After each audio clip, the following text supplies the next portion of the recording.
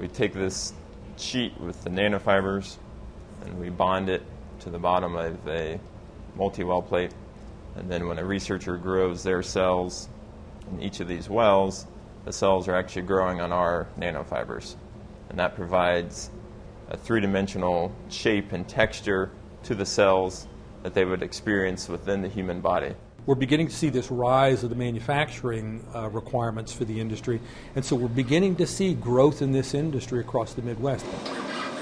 Now, Ohio, I don't want to brag too much, but we're doing better than most simply because we focused on it. Then by just simply using your thumb and fingers, you basically close the device, which ends up providing a very good sample for pathology. In the last decade, we've had about a 20% increase in jobs in the industry across the state. That's a dramatic difference from total employment in the state of Ohio, which is we've lost about a little over 8% or so of our jobs in the state. Once the air is connected, it clears up immediately.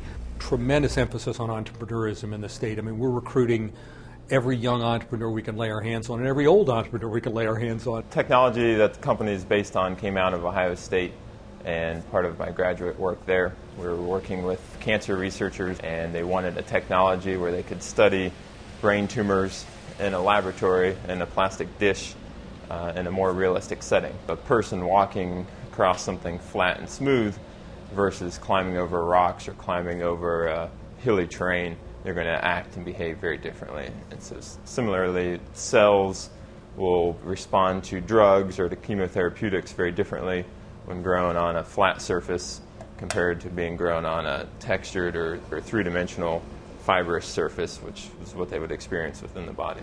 These fibers are so small that it would take about 50 of them side by side to get the width of a human hair. A decade ago, we were forming companies, new companies in the state at the rate of about 6 or 8 a year. The last 5 years, we've averaged 60 a year. So the rate of company formation has dramatically increased for all kinds of reasons. Stimulus by the state of Ohio. The state has put in place something called the Third Frontier Program, a $1.6 billion program to fund startups in the state. About 40% of that has come into the biosciences. Ohio had built a name for itself in the 20th century based on brawn. If you think about where the growth has been in Ohio in the 21st century, it's been built on brains.